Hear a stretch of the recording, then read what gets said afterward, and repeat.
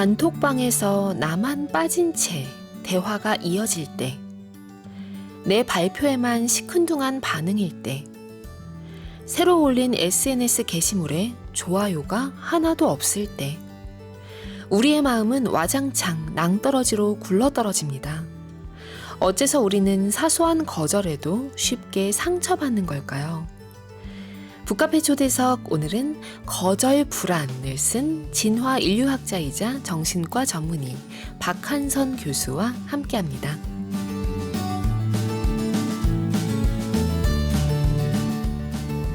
박한선 교수님 쓰신 책으로는 진화 인류학 강의, 인간의 자리, 마음으로부터 7발자국 등이 있고요. 현재 서울대학교 인류학과에서 학생들 가르치고 계십니다. 지금 북카페 스튜디오에 나와 계세요. 안녕하세요. 네, 안녕하세요. 박한선입니다. 와, 오시는 게 어떠셨나요? 즐겁게 왔습니다. 밖은 더운데 또 창문 닫아놓고 차 안에서 에어컨 최대로 틀어놓고 시원하게 왔습니다. 아, 그렇군요. 우리 카페인 분들이 정말 많이 기다리고 계셨는데, 네. 또 우리 이렇게 라디오에서 생방으로 오늘 또 이제 거절 네. 불안에 대한 얘기를 해주실 거잖아요. 예, 예. 기대가 많이 됩니다. 너무 기대는 마시고요. 너무 기대는 마시고요. 네, 네. 저희 청취자 여러분들한테 거절만 당하지 않았으면 좋겠습니다. 우리 청취자 카페인 분들, 우리 소통 많이 즐겨주시죠? 사연으로 많이 기다리겠습니다. 오늘도 당연히 사연 주신 분들 추첨해서 북카페 에디션 선물로 드릴 예정이고요. 무엇을 그려주실지도 잠시 뒤에 소개하도록 하겠습니다. 진화 인류학자이자 정신과 전문의 이렇게 소개를 했는데, 진화 인류학 어떤 학문인지 좀 짚고 갈까요? 네, 인류학의 이 네 대표적인 분과 문화인류학, 언어인류학, 고고인류학, 그리고 이제 생물인류학 이렇게 네 개로 나눌 수 있는데, 네. 이 생물인류학, 요즘은 이제 진화인류학이라고 많이 불러요. 그래서 인간이 수백만 년 동안 어떻게 지금의 모습으로 빚어졌고, 또 이 전 지구를 통틀어서 다양한 환경 속에서 어떻게 또 이 행동과 또 신체가 분화했는지에 대해서 연구하는 분야입니다. 진화 인류학. 이번에 이 내신 거절 불안이라는 책 제목부터 딱 보고 눈에 들어왔었거든요. 네. 거절 불안? 아마 모두가 다 나를 겨냥한 책인가라고 느끼실 수도 있을 것 같아요. 모두 네. 그런 불안감을 갖고 있는 게 아닐까 싶은데, 어떻게 이런 주제로 또 책을 쓰셨는지.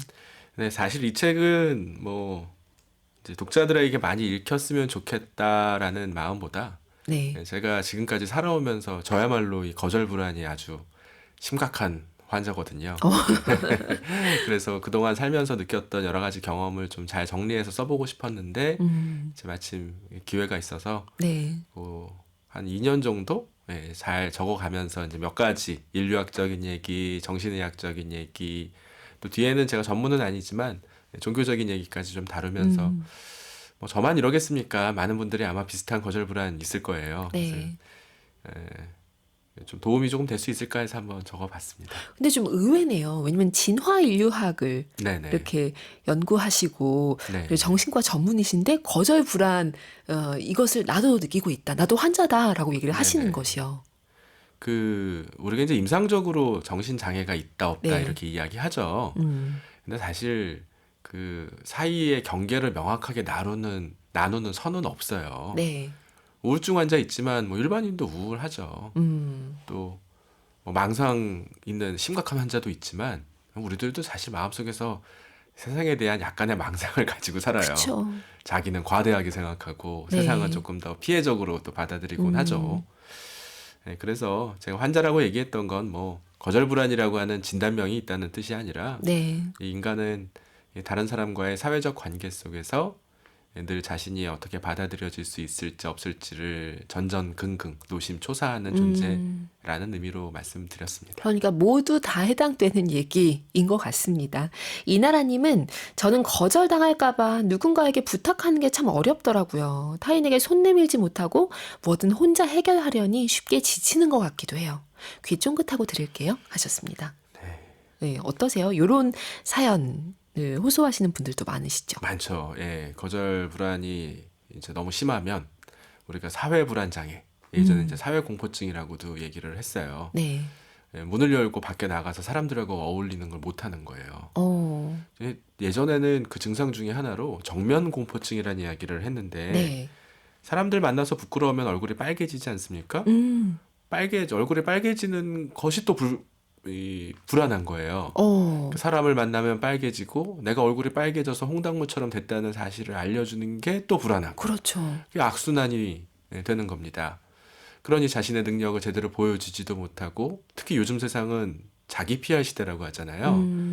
무대 앞에 서서 발표도 해야 되고 이야기도 해야 되는데 네. 그러한 것들이 너무 고통스럽고 힘드니까 이 삶이 재미가 없고 자꾸 숨게 되고 이런 분들 많아요.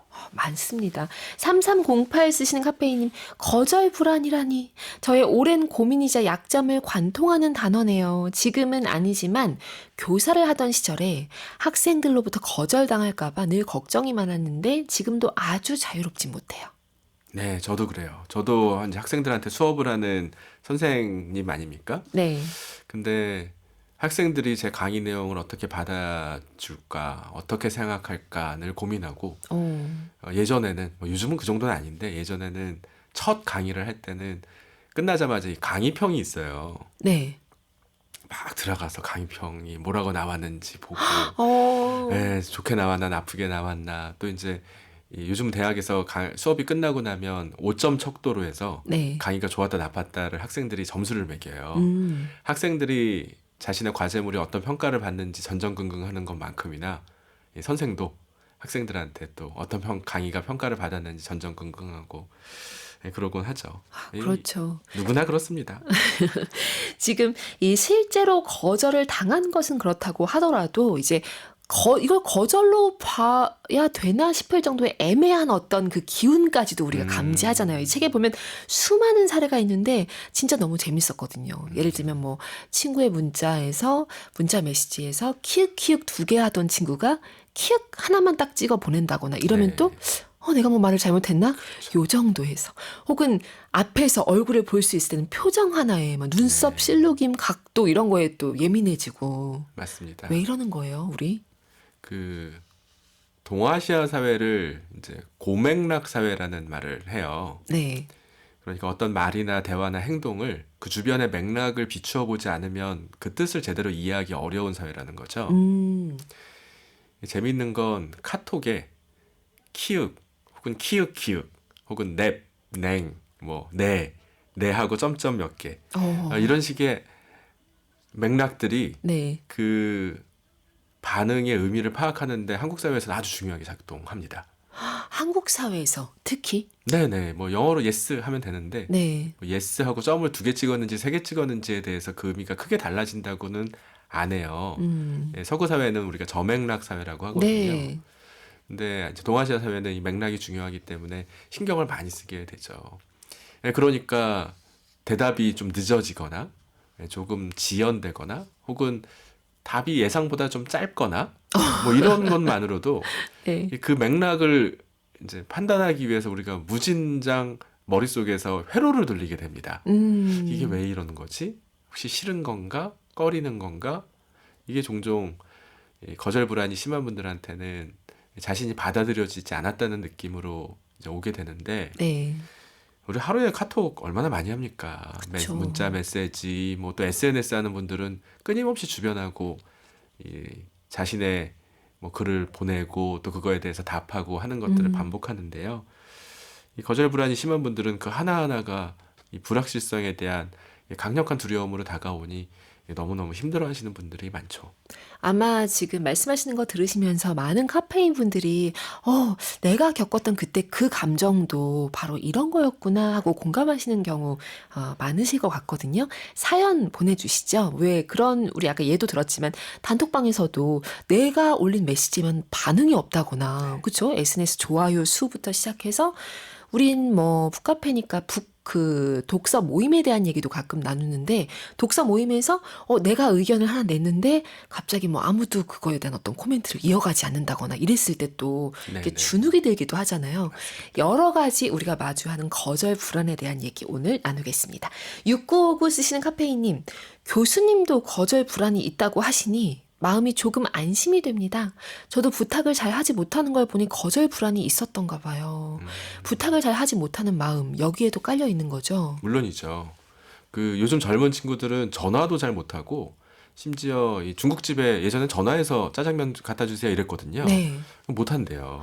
어. 그래서 요 디지털화된 이제 어플리케이션을 이용해서 주문하는 거에 더 편안해하고 네. 그 윤고은 작가님은 키오스크 좋아하세요? 키오스크보다 사실 전 대면 주문이 더 좋긴 합니다. 네, 옛날 사람이라. 저도 마찬가지입니다. 저도 직접 말해서 뭐 이거 주세요, 저거 주세요 하는 게 그렇죠. 좋지. 막 키오스크 버튼 누르는 거 싫은데 음. 좋아하시는 분들이 있어요.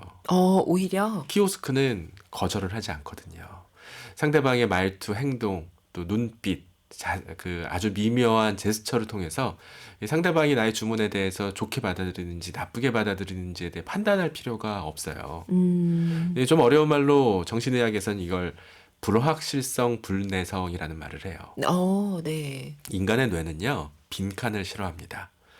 이 상대방의 반응에 공백이 있으면 어떻게든 그걸 채우려고 그래요. 긍정적이든 부정적이든 말이죠. 네. 그런데 세상을 살아가는 데 있어서는 상대방이 최악의 판단을 했을 거야, 최악의 평가를 했을 거야라고 가정하는 편이 훨씬 유리합니다. 네, 상대방이 나한테 카톡을 답장을 늦게 보내면 내가 너무 좋은데 날 너무 좋아해서 마음이 설레서 나한테 답장을 늦게 하는가 보다라고 판단하는 것보다는요. 네. 내 제안이 마음에 안 드나 보지?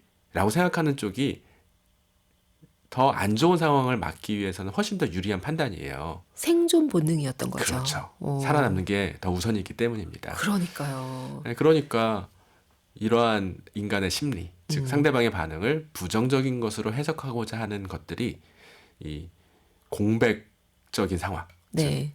답이 없거나 뭐 익십을 당했다고 하거나 혹은 좋아요가 달리지 않는 상황에서 부정적인 반응을 먼저 예측하게 만들고, 그러니까 그런 반응이 없는 것으로 자꾸 숨으려고 하다 보니 키오스크가 이렇게 인기가 아닌가 싶어요.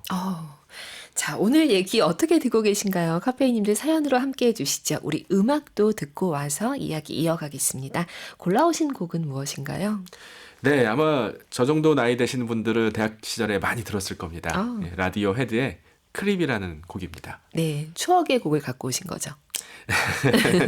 네, 가사 내용이 네. 보면 이제 나는 이쪽에 속하지 않아 라고 하는 내용이 있어요. 이 젊은 시절에 너무 좋아하던 이제 여자 친구가 있었는데 네. 내 자신을 받아줄지 모른다, 받아줄까라고 불안감을 느꼈던 거죠. 저도 그런 느낌을 예전에 그런 경험을 했었던 적이 있었고요. 그래서 그런 것들을 좀 음울하기도 하고 조금은 젊은이의 그런 충동적이고 조금 과장된 방식으로 표현한 곡이라서 가지고 와봤습니다. 듣고 가겠습니다. 윤고은의 EBS 북카페와 함께하고 있습니다. 오늘의 책은 거절 불안입니다. 박한선 교수님 모시고 이야기 나누고 있습니다. 9908 쓰시는 카페인님, 오늘 책 내용 많이 궁금합니다. 저에게 거절은 불안하다기보다는 불쾌한 감정에 가깝습니다. 저와는 무관한 타인의 상황으로 인해 흔들리는 자신을 느낄 때 그렇습니다. 불안 정도가 아니라 이거 불쾌하다. 네, 불쾌하게 느끼는 분들이 많아요. 불편하다, 불쾌하다, 화도 내시는 분들도 있고요. 우울해하시는 분들도 있죠. 이 거절당하는 상황은 크게 세 개로 나눠볼 수 있는데, 하나는 내 제안이 거절당하는 경우가 있고요.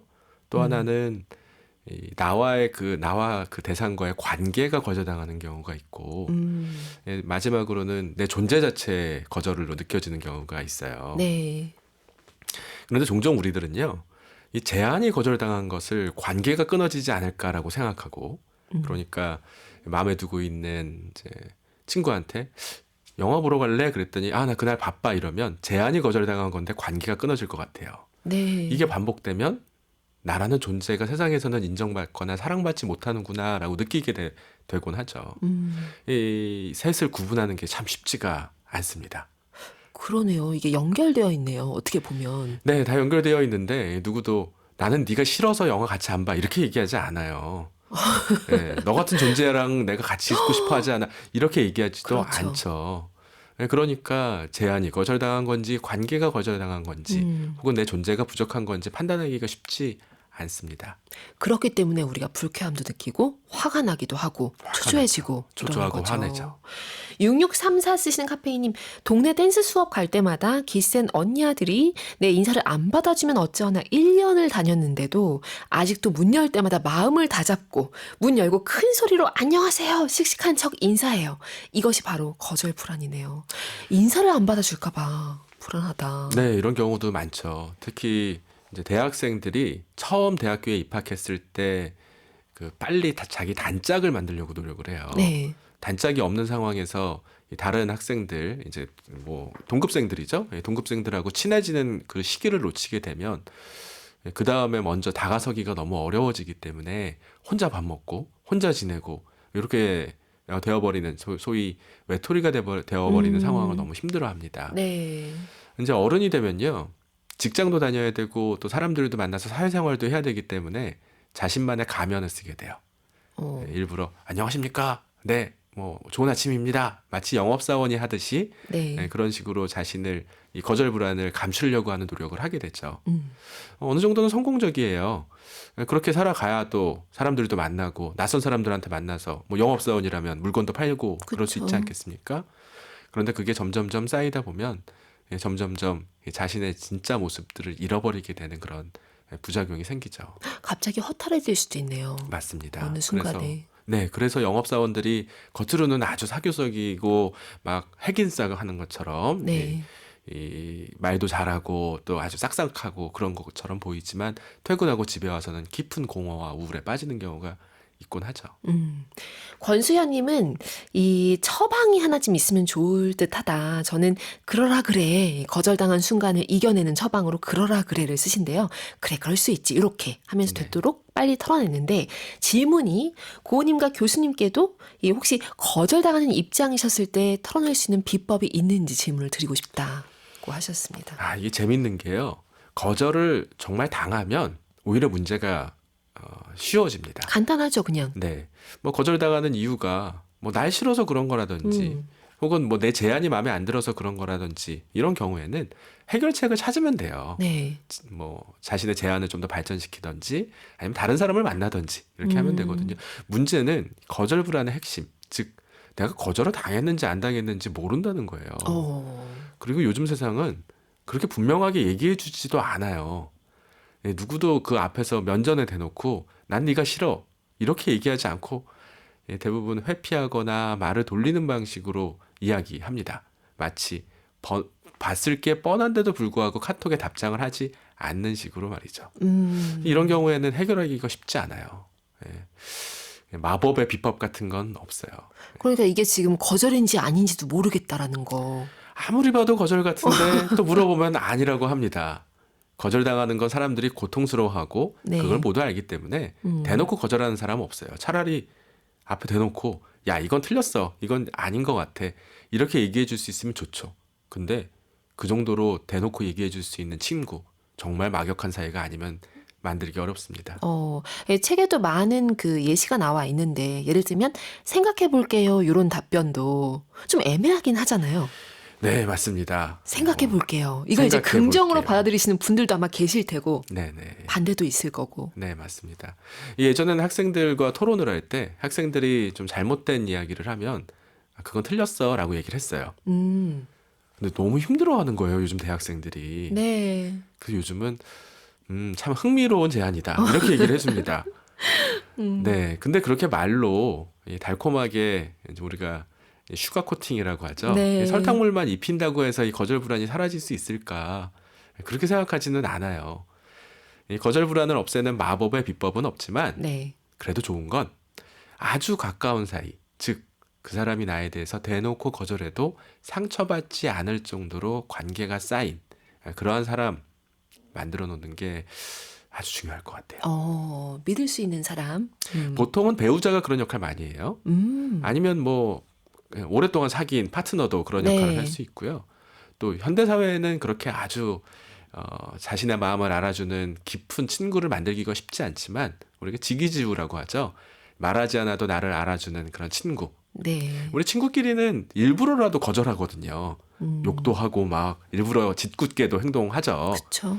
근데 그런데도 불구하고 힘들지 않은 관계, 이런 것들이 거절 불안에서 우리를 치유해 줄 수 있는 일종의 트레이닝이고 연습이고 또 숨을 수 있는 공간이 될 수 있는데, 이 현대사회의 젊은이들 이러한 가까운 관계를 만드는 것 참 어려워하더라고요. 그러네요. 진짜 얘기를 나누다 보니까 어떨 때는 거절 불안, 이게 참 애매한, 이게 거절인지 아닌지 애매한 그 상황에서 나 자신이 키오스크가 차라리 되고 싶은 생각이 들 수도 있을 것 맞습니다. 같아요. 맞습니다. 그러니까 예스인지 노인지 네. 여기 딱 두 가지 항목밖에 없어. 빨리 눌러. 이렇게 얘기하고 싶은, 네네. 보리는 안 돼. 이러고 싶은 마음이 들 수도 있을 것 같은데. 맞습니다. 그래서 요즘 젊은 친구들, 아니 젊다고만 할 수도 없어요. 40, 50대도 일부 그렇다고 하는데요. 네. 전화를 못 받습니다. 전화를, 네. 음, 문자나 혹은 이제 카톡이나 이런 식으로 연락을 받으면 혼자서 고민하고 생각할 수 있는 시간이 주어지는데, 그렇죠. 이 전화는 목소리의 톤, 또 뭐 목 빠르기, 뭐 이런 걸 통해 가지고 이 비언어적인 맥락도 전달이 된단 말이에요.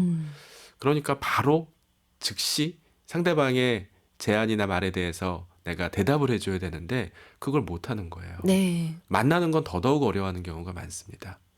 물론 우리들이 처음 만나는 사람, 면접을 간다든지 혹은 뭐 소개팅을 한다든지 하면 무슨 말 해야지, 무슨 어떻게 행동해야지 미리 준비하고 연습하죠. 아주 중요하기는 한데요. 일상적인 관계에서마저 그걸 연습해야 된다면, 그것은 좀 사회적으로 내가 행복하게 살아가기에 좀 어려운 조건이라고 할 수 있습니다. 이게 우리가 수렵 채집 시절의 그 본능에서부터, 그때부터 이게 내가 거절당하면 책에도 나와 있지만 그때는 그냥 바로 생존이 어려운 상황이었던 거잖아요. 네, 맞습니다. 그 동물들 중에서는 사회적인 집단을 만드는 동물이 생각보다 많지 않아요. 네. 대부분 독립 생활을 합니다. 그리고 혼자서 살아가는 동물들은 짝짓기 처리 아니면은 다른 동종 개체들과 만나지 않는데 그래도 외로워하지 않습니다. 음, 어떻게 보면 완벽한 수준의 자기 독립성을 이룬 뭐 그런 경지라고 해야 될까? 네. 그런데 인간을 포함해서 사회적인 집단을 만드는 동물들은요, 사회적인 관계를 통해서 큰 이득을 누려요. 하지만 얻는 게 있으면 잃는 게 있는 법이죠. 사회적 관계에서 이득을 얻다 보니 사회에서 내가 배제되지 않을까라는 강력한 불안이 있었고, 이건 아마 수백만 년 전 인간이 이 작은 규모의 수렵 채집 사회를 살아갔던 무렵부터 인간의 DNA에 강력하게 각인됐을 걸로 생각합니다. 그것이 이제 뭐 사자, 호랑이를 우리가 길 가다 만날 수 있는 상황이 아닌 지금에도 남아있는 거죠. 예전보다는 우리가 훨씬 더 안전한 세상에 살아가고 있어요. 지금은 마을 사람들한테 평판을 잃어도 크게 문제가 안 돼요. 예전에는 마을에서 배제를 당하면 저녁에 끼니거리가 없을 때 쌀 구러 갈 사람도 없었겠죠. 그러니까 사회적 관계를 잘 만들었어야만 합니다.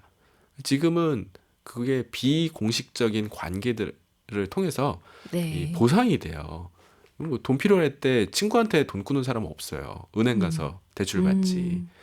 어떤 면에서는 사회적 관계를 잘 못 맺는 사람들한테도 살아갈 수 있는 방식, 살아갈 수 있는 삶의 방식을 제공해주고 있는 사회라고 할 수 있는데요.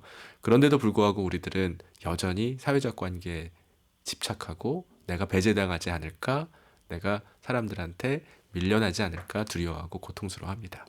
자, 사연으로 좀 질문도 엄청 많은데요. 우리 음악을 한 곡 듣고 와서 살펴보도록 하겠습니다. 두 번째 곡은 무엇으로 준비하셨나요? 네, 두 번째 곡은 레너드 코엔의 앤썸이라는 곡입니다.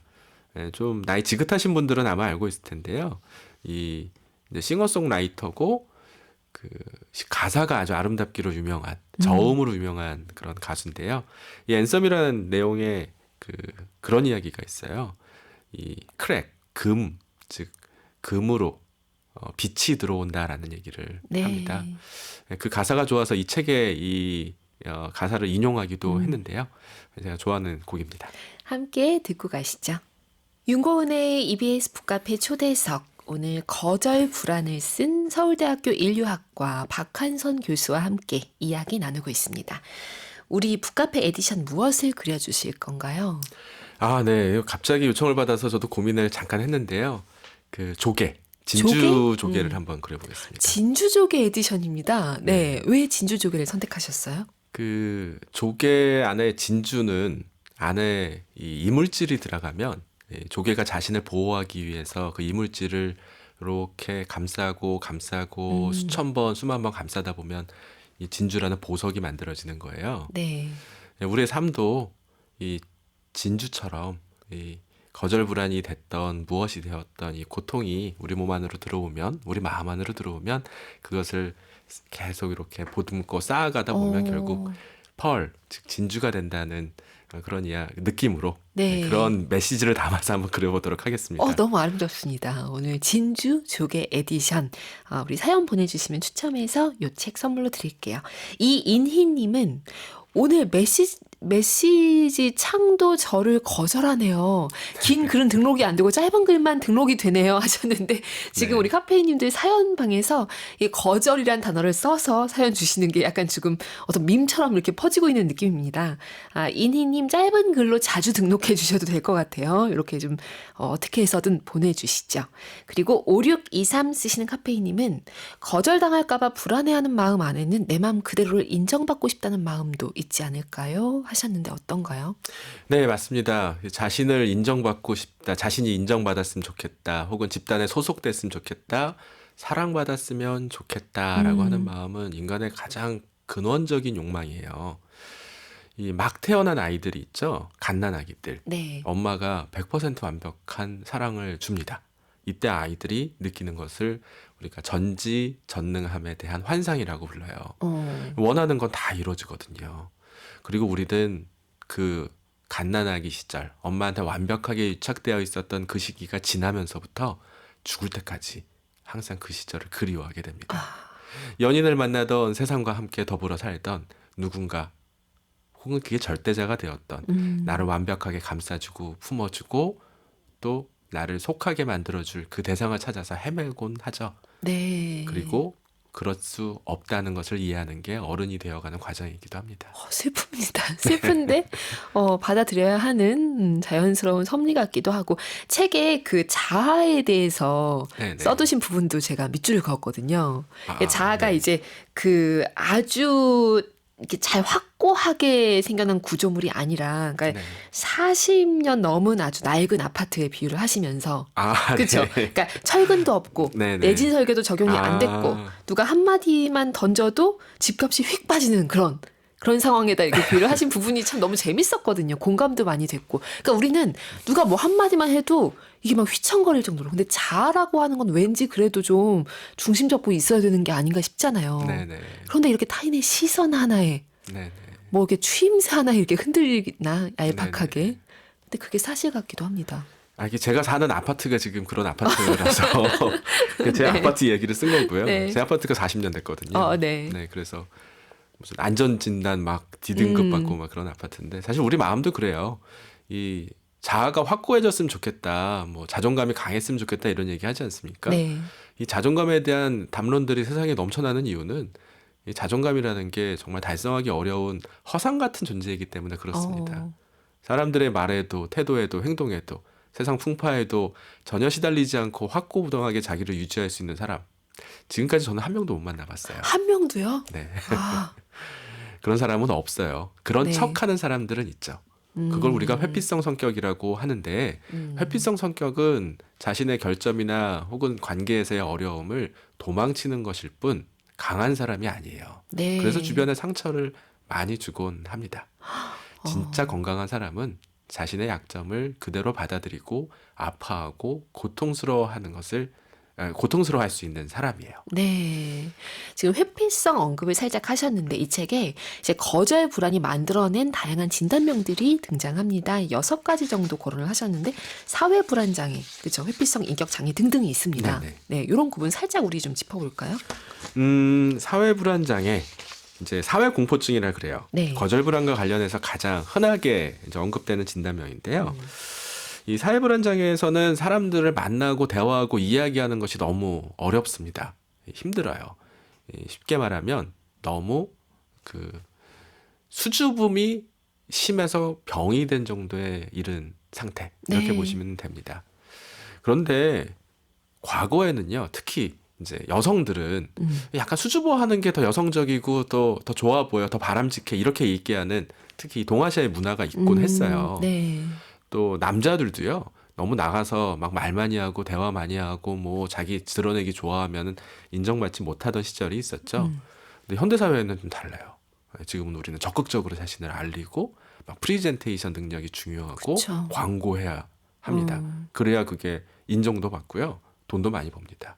그래서 사회 불안은 어떤 면에서는 과거에는 병이 아니었던 상태가 지금은 이제 병으로 취급되는 그런 어. 거라고 볼 수 있을 것 같아요. 네. 지금 회피성 인격장애도 아까 말씀하신 거랑 좀 그쵸? 이어지는 네네. 면인 거고 의존성 인격장애, 분리불안, 경계선 인격장애, 자기애성 인격장애까지 이렇게 있네요. 네네, 맞아요.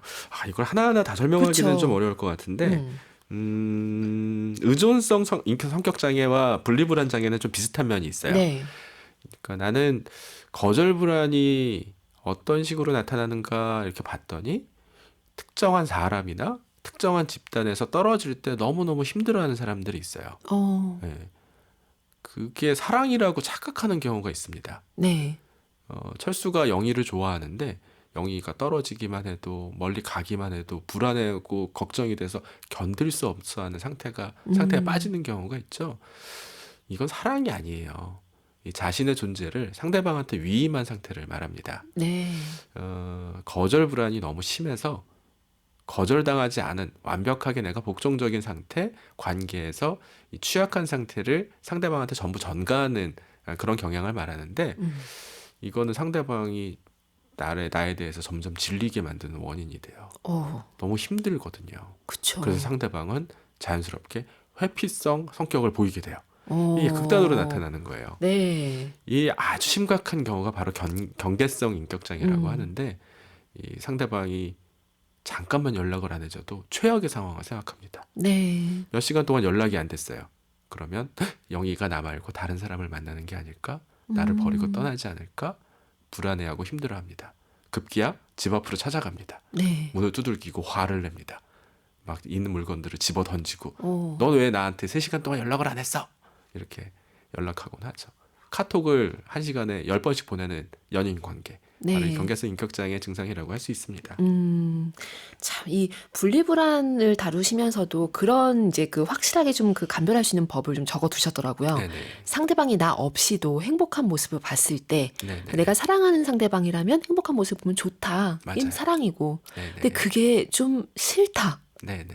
이러면 이제 분리불안을 좀 의심할 수 있는. 네, 맞습니다. 어린 아이들은 이제 부모님한테 깊게 유착되어 있죠. 자연스러운 일이에요. 근데 사춘기가 되면 갈등이 시작됩니다. 그러면서 부모로부터 점점 떨어지려고 하죠. 그리고 대학에 갈 나이가 되면 이제 부모하고 많이 떨어지게 돼요. 그래서 부모님이 봤을 때 자식이 이 부모 곁을 떠나서 친구들과 독립적으로 여행도 가고 또 뭐 시간도 보내고 자취도 하고 하는 모습을 보면서 뿌듯하고 기쁘다면 그게 자연스러운 부모의 마음일 거예요. 물론 걱정은 좀 되겠죠. 네. 그런데 어떤 부모님들은요, 자식이 그렇게 떠나지 못하게 해요. 집 안에 계속 두려고 하고, 먼 그 대학으로 유학 가는 것도 못하게 만들고, 나가서 혼자서 잘 지내는 모습 보면 힘들어하시는 부모님들이 있어요. 네. 이게 건강한 부모님이라고, 양육이라고는 할 수 없겠죠. 문제는 일반적인 대인 관계에서도 이런 것들이 반복되는 경우가 제법 있다는 거죠. 이런 것들이 다 거절 불안과 또 연관이 되어 있습니다. 우리 음악을 듣고 와서 이야기를 계속 이어갈게요. 이번엔 어떤 곡 준비하셨나요? 네, 이번에는 그 자우림의 샤이닝을 좀 들었으면 좋겠는데요. 제가 20대 때 이 거절 불안을 떠나서 실제로 너무 거절을 많이 당해가지고 실제로도 그래서 앞으로 내 미래가 어떻게 이제 될지 모르겠다라는 불안에 많이 시달렸을 때 그때 들으면서 위로를 많이 받았던 노래입니다. 가사를 좀 잘 들어보시면 공감되시는 부분이 있을 것 같아요. 듣고 가겠습니다. 윤고은의 EBS 북카페 오늘 박한선 교수와 함께 거절 불안 책 이야기 나누고 있습니다. 최현선 님이요. 맞습니다, 교수님. 다지고 다져도 마음은 좀처럼 단단해지기 어렵더군요. 거절을 시적이고 또 철학적으로 풀어주셔서 마음이 따뜻해집니다. 우리가 거절에 대해서, 거절 불안에 대해서 얘기할 자리가 필요했나 봐요. 이 책이 좀 계기를 만들어준 것 같기도 하고. 그 거절에 대한 이야기들이 생각보다 없어요. 거절을 당했을 때 네. 그럴 때 어떻게 해야 된다. 인지적으로는 치료를 어떻게 해야 되고 뭐 자신을 어떻게 강하게 만들어야 되고 심지어 유튜브에 보면 손절하는 법 이런 친구는 만나지 마라. 이런 유튜브는 넘쳐나요. 네. 에, 해결책을 사람들은 찾고 싶어 합니다. 거절당하지 않거나 혹은 거절당할 만한 상황을 미리 피하고 싶어 하죠. 그렇죠. 근데 이제 이 책에서 말하는 건 그런 식의 솔루션을 제공하려는 게 아니라 사회적 동물로서의 인간에겐 거절이 숙명이고 네. 그러니 그것을 미리 예측하는 거절 불안도 우리가 살면서 어쩔 수 없이 안고 가야 되는 문제라서 그것을 받아들이는 걸 통해서 조금 더 인간적이고 조금 더 나은 존재로 자신을 단단하게 만들어가는 게 필요하다라는 이야기를 하고 싶었습니다.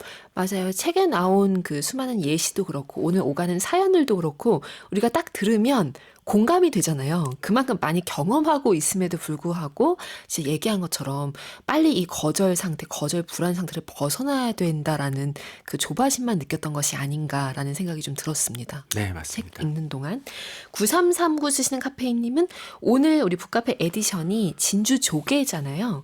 어머나 제 영어 이름이 펄이었어요 하시면서 지어주신 분이 소심함에서 벗어나 좀 뻔뻔해져야 친구도 만들고 영어도 는다 이렇게 하면서 만들어주셨어요 하셨습니다. 어쩐지 막 운명 같은 느낌이 좀 드는 지금 뭔가를 피력하신 것 같은 느낌이 드는데요.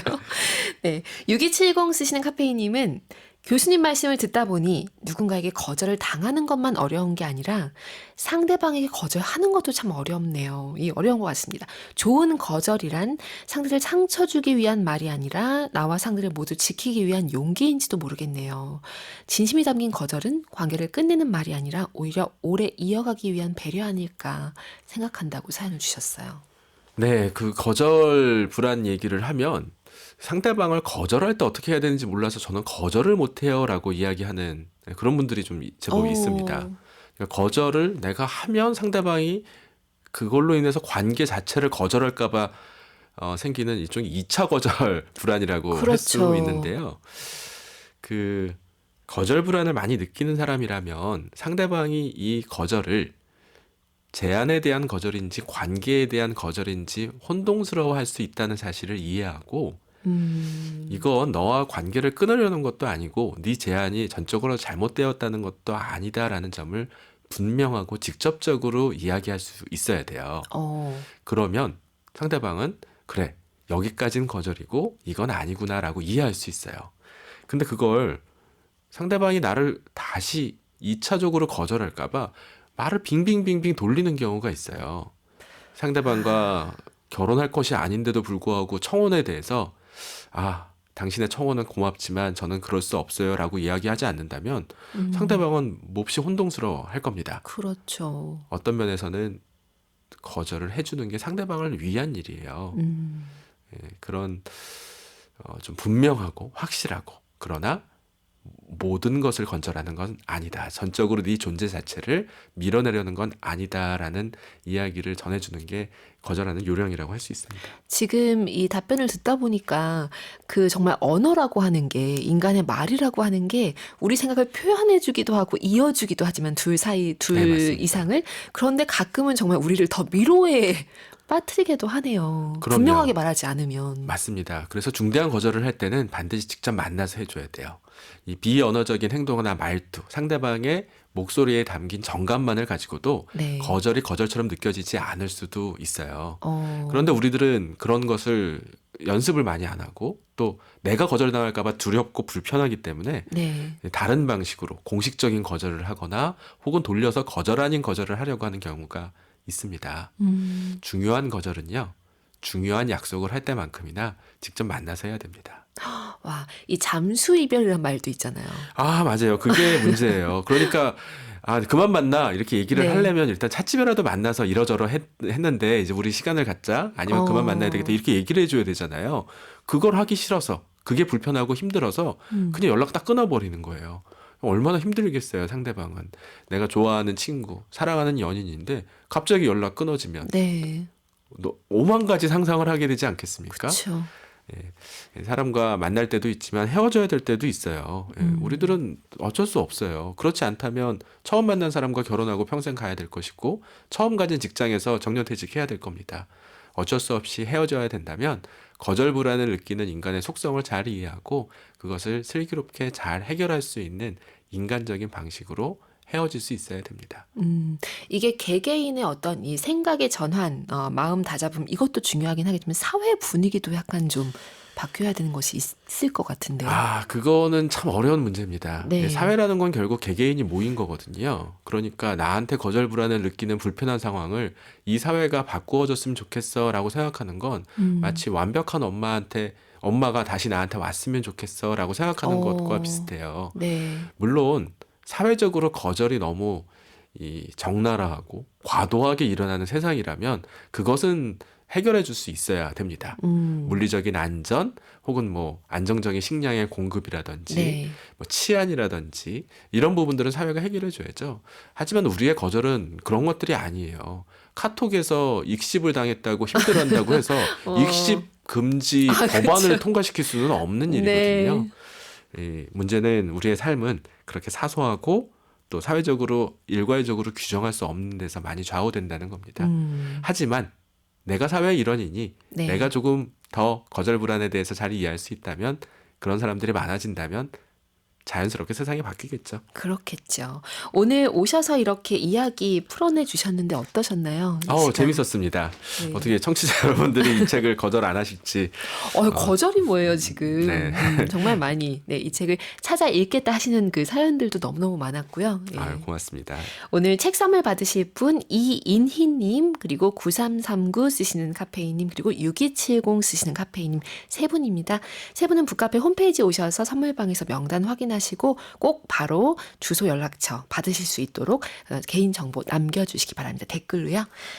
교수님 오늘 좋은 얘기 해주셔서 너무너무 감사합니다. 저야말로 영광입니다. 네, 오늘 끝곡은 신디 로퍼의 타임 애프터 타임으로 준비했습니다. 이 곡 들으시면서 카페인님들 오늘도 고운 하루 만드세요.